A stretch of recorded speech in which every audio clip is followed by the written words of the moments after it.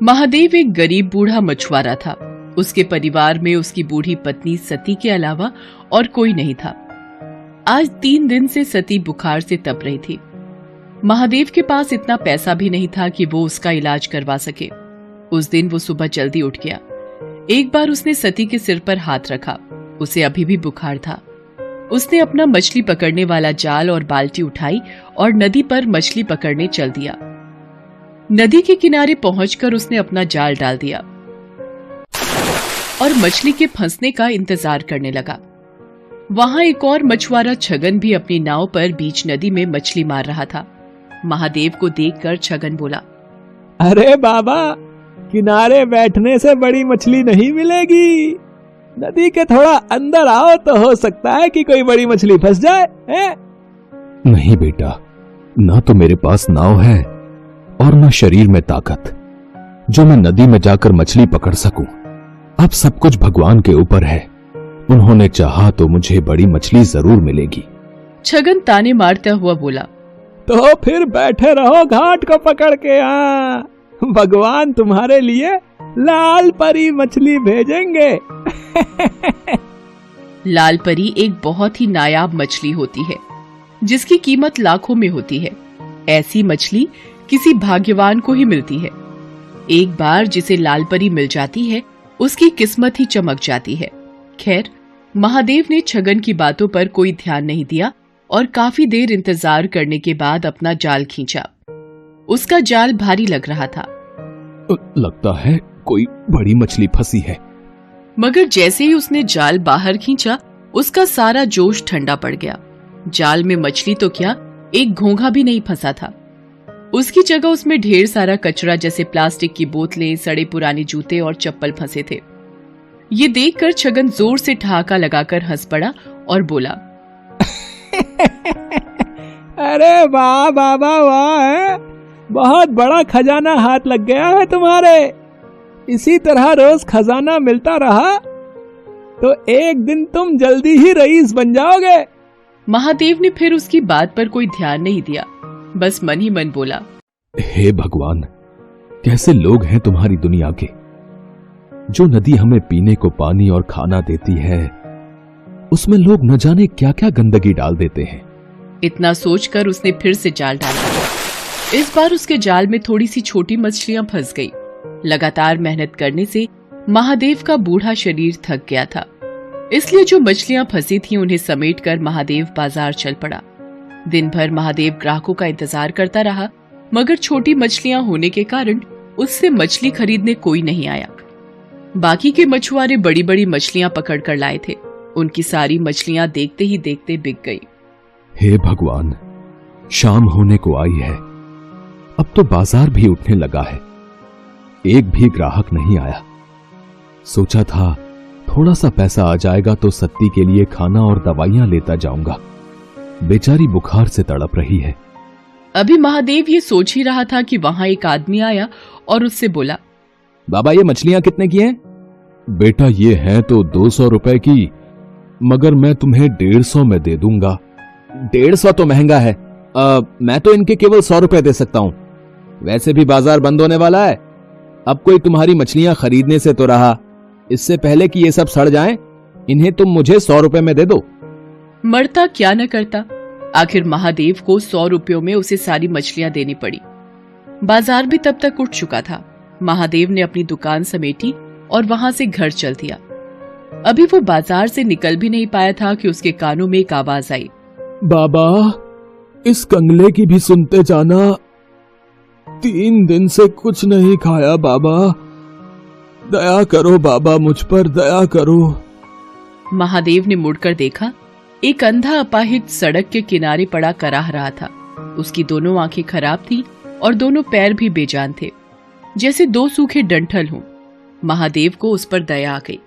उसने अपनी फटी हुई चादर उस अपाहिज को ओढ़ा दी और पास की एक दुकान से थोड़ा सा खाने का सामान लाकर उस अपाहिज को देता हुआ बोला, अब लो, खा लो।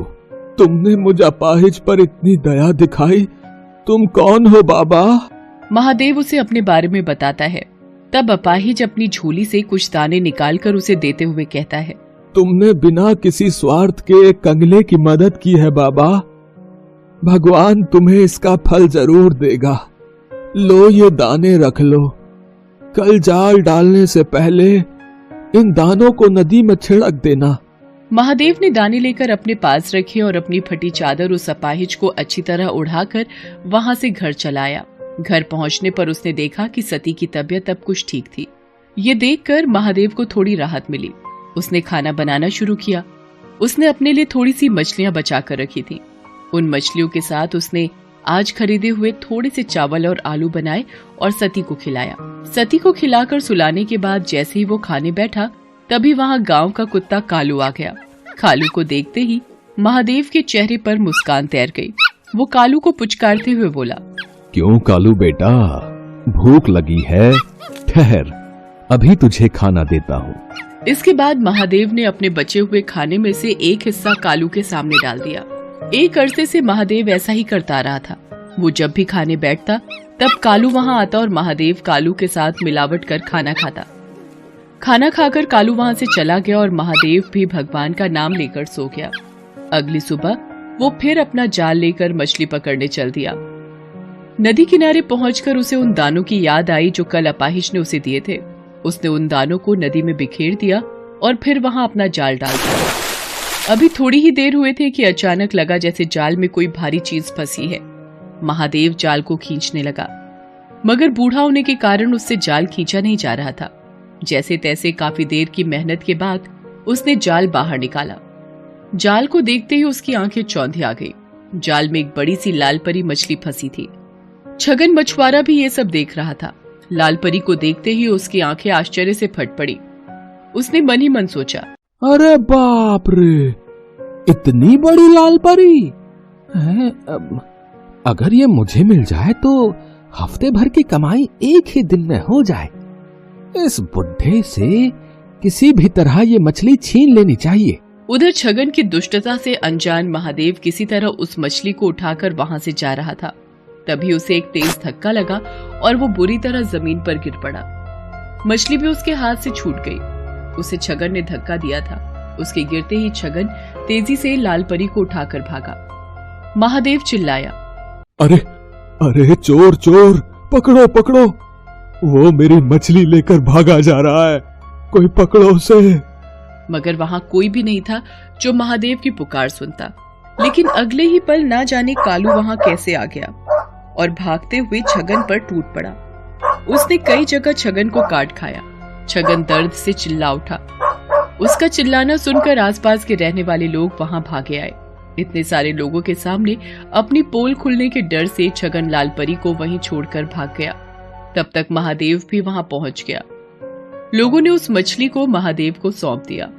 मछली बहुत बड़ी है, इसे काटकर इसका थोड़ा सा हिस्सा मैं अपने लिए भी रख लूं तो भी बाकी हिस्सों की बाजार में अच्छी कीमत मिल जाएगी मुझे। ये सोचकर महादेव मछली को घर लाया और जैसे ही उसने उस मछली को काटा, उसके पेट से नींबू के आकार और सुर्ख लाल रंग का माणिक पत्थर रूबी निकला। माणिक को देखते ही महादेव की आंखें चौंधी आ गई। हे भगवान, इतना बड़ा माणिक पत्थर, इसकी कीमत तो लाखों में होगी। इसे पाकर तो मुझे सारी जिंदगी कोई काम करने की जरूरत नहीं पड़ेगी।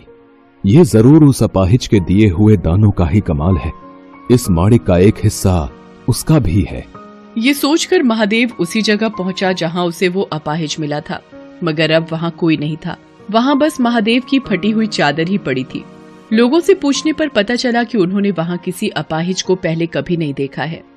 तो वो कौन था? क्या स्वयं भगवान मेरी मदद को आए थे और मेरे नसीब को चमका दिया? इस घटना के बाद महादेव की जैसे काया ही पलट गई। अब उसके जीवन में किसी चीज की कोई कमी न रही। वो अपनी पत्नी सती और कुत्ते कालू के साथ सुखपूर्वक जीवन बिताने लगा। साथ ही साथ दिल खोलकर दीन दुखियों की मदद भी करने लगा। ना जाने किसी दिन दुखी के भेष में कौन मिल जाए।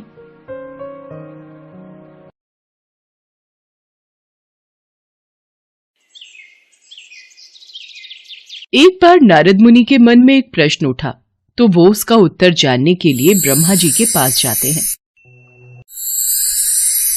प्रणाम ब्रह्मा जी। आओ नारद, कैसे आना हुआ? नारायण नारायण।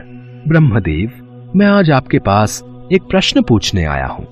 क्या नसीब का भी कोई खेल होता है? क्या मनुष्य के नसीब का भी कोई महत्व होता है?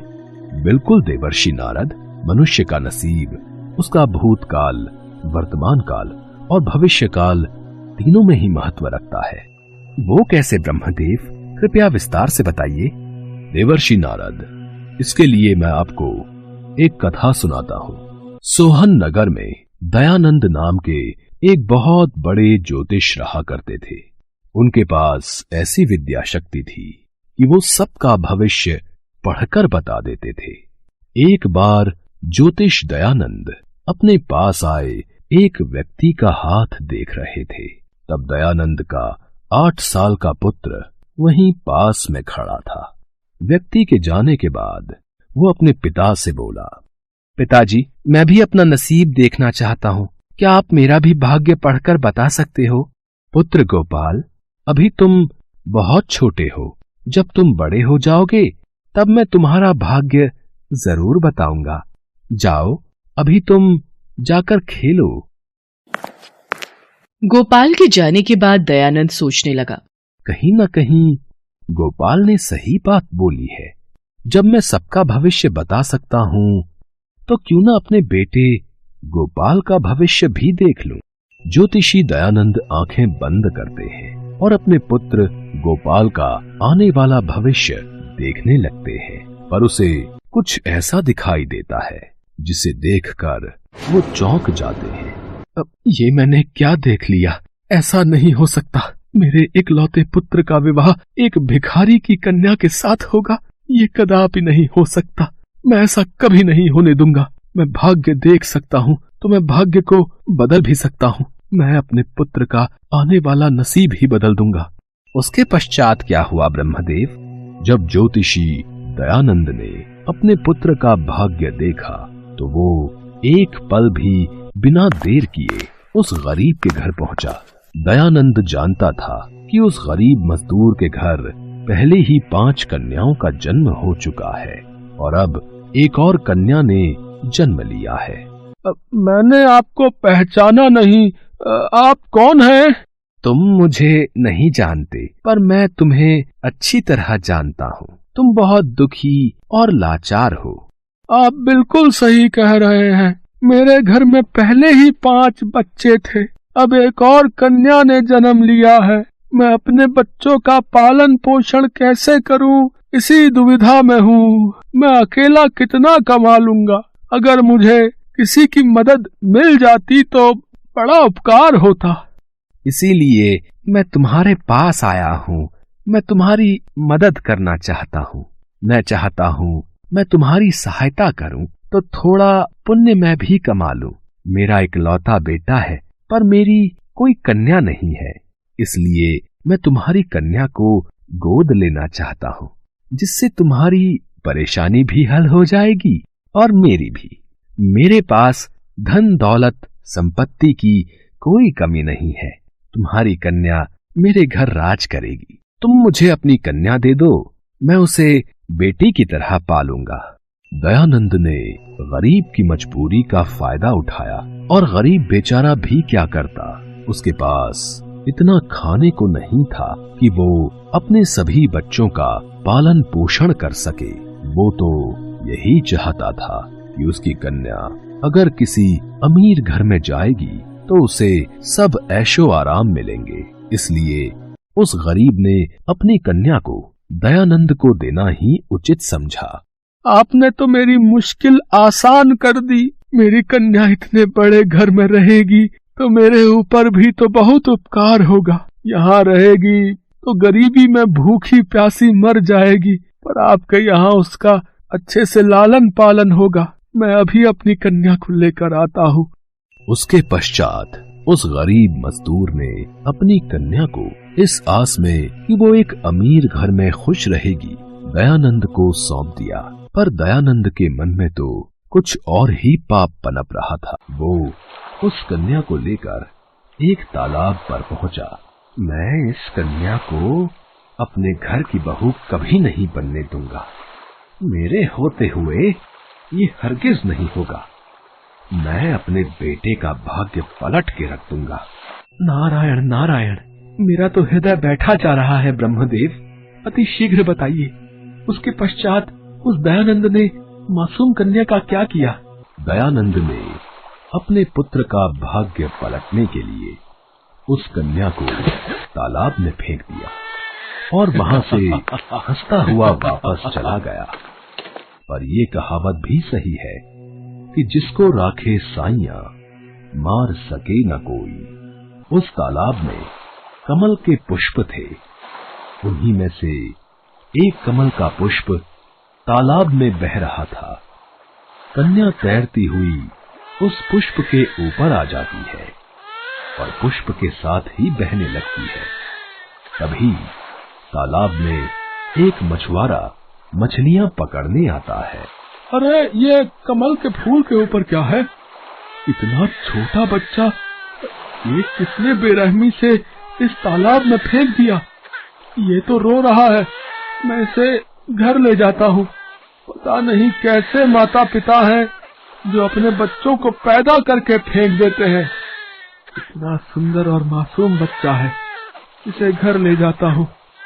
भगवान, मेरी भी कोई संतान नहीं है, इसे आपका आशीर्वाद समझकर मैं ही इसे पाल पोस कर बड़ा करूंगा। और फिर वो मछुआरा उस बच्चे को अपने घर ले जाता है।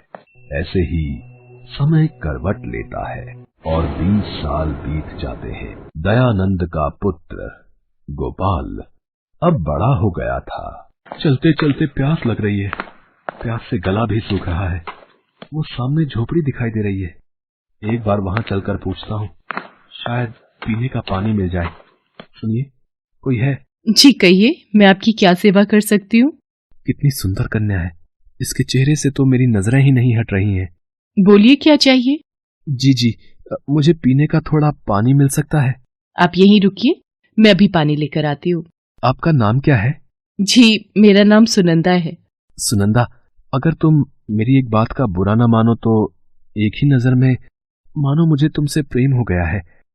अगर तुम चाहो तो मैं तुम्हें पत्नी का दर्जा देकर तुमसे विवाह करना चाहता हूँ। पर बेटा, हम लोग तो बहुत गरीब हैं। तुम मेरी कन्या के साथ विवाह करोगे तो तुम्हारे परिवार वालों को कोई आपत्ति तो नहीं होगी ना? मैं आपके आशीर्वाद से इसी समय विवाह करके सुनंदा को अपनी पत्नी बनाकर ले जाऊंगा। मेरे होते हुए सुनंदा को किसी बात की कोई तकलीफ नहीं होगी। और फिर मछुआरे ने अपनी कन्या का विवाह गोपाल के साथ कर दिया। जब सुनंदा को लेकर घर पहुंचा तो दयानंद उसे देखकर बहुत गुस्से में आ गया। गोपाल, तू विवाह करके आ गया और ये किसे ले आया है? इस लड़की के परिवार के बारे में कुछ भी अता पता किए बिना तूने इतना बड़ा कदम कैसे उठा लिया? पिताजी, सुनंदा के पिताजी ने मुझे विवाह से पूर्व सब कुछ सच सच बता दिया था। इनकी यही बात मुझे बहुत पसंद आई। मैं कुछ समझा नहीं, तुम कहना क्या चाहते हो? आखिर ये लड़की है कौन? मेरे पिताजी एक मछुआरे हैं जिन्होंने मुझे पाल पोस कर बड़ा किया। आज से 20 साल पहले मैं उन्हें एक तालाब में सफेद कपड़े में कमल के फूल पर तैरती हुई मिली थी। उसके पश्चात उन्होंने मेरी जान बचाई और मुझे अपनी बेटी बनाकर मेरा पालन पोषण किया। ये लड़की क्या कह रही है? ये तो वही लड़की है जिसे आज से 20 साल पहले मैंने ही सफेद कपड़े में लपेटकर तालाब में फेंका था। सर्वनाश, ये सब क्या हो गया?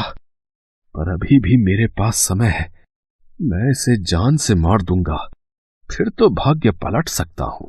दयानंद के मन में एक बार पाप युक्ति फिर से जन्म लेती है।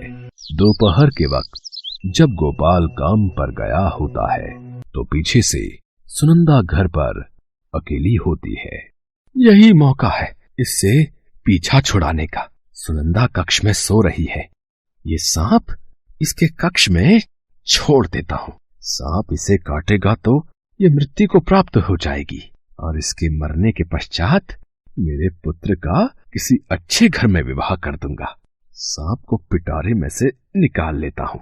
नारायण नारायण, फिर क्या हुआ ब्रह्मदेव? क्या दयानंद की ये कुटिल युक्ति काम कर गई? क्या सांप ने सुनंदा को काट लिया और वो मृत्यु को प्राप्त हो गई? देवर्षि नारद, आप जानते हैं, यदि कोई व्यक्ति पाप कर्म करने लगता है तो उसका पाप कर्म उसी पर भारी पड़ जाता है। जैसे ही दयानंद ने पिटारे में से सांप को बाहर निकाला, सांप ने दयानंद के हाथ पर डंक मार दिया और दयानंद दर्द से कराहने लगा। अरे कोई बचाओ, मुझे सांप ने काट लिया, कोई मेरी रक्षा करो। ये तो पिताजी की आवाज है। अरे इनको तो सांप ने काट लिया। घबराइए मत पिताजी, आपको कुछ नहीं होगा, मैं आपको बचाऊंगी। सुनंदा ने अपनी जान की परवाह किए बिना दयानंद के हाथ से सांप का सारा जहर चूस कर निकाल दिया। इतनी देर में गोपाल भी घर आ जाता है और वो वैद्य को बुलाता है। कुछ देर बाद दयानंद को जब होश आता है, दयानंद जी, आपको भगवान का शुक्रगुजार होना चाहिए कि उन्होंने आपको इतनी होनहार बहू दी। आज इसी की वजह से आपकी जान बच पाई है। आपकी बहू सुनंदा ने आपके हाथ से सांप का सारा जहर निकाल दिया। जिस लड़की को मैं सदैव मारने के प्रयास में लगा रहता था, आज उसी ने मेरी जान बचाई। भगवान, मुझे क्षमा कर देना। मेरे भाग्य में इतनी अच्छी बहू लिखी थी और मैं इसी अच्छे भाग्य को पलटने जा रहा था। बहू, मुझे क्षमा कर दो। मैंने तुम्हारे साथ बहुत बुरा बर्ताव किया। तुम दोनों सदा खुश रहो मेरे बच्चों। दयानंद को अपनी गलती का एहसास हो गया और उसने अपने बेटा बहू को आशीर्वाद देते हुए खुशी खुशी अपना लिया। दयानंद की समझ में आ गया था कि भाग्य का लिखा कोई नहीं बदल सकता। नसीब अपना खेल जरूर दिखाता है। नारायण नारायण। ब्रह्मदेव, आपके द्वारा सुनाई इस कथा से मुझे अपने सभी प्रश्नों के उत्तर मिल गए। नारायण नारायण। आपकी जय हो Brahmadev. Best buddies. Hello friends, thanks for watching this video. अगर आपको ये वीडियो पसंद आया है तो प्लीज लाइक, सब्सक्राइब, कमेंट्स करें इस वीडियो पर और हाँ, शेयर करना भी ना भूलें। और भी मजेदार वीडियो देखने के लिए नीचे दिए गए बेल आइकॉन को दबाएं। देखते रहिए बेस्ट बडीज।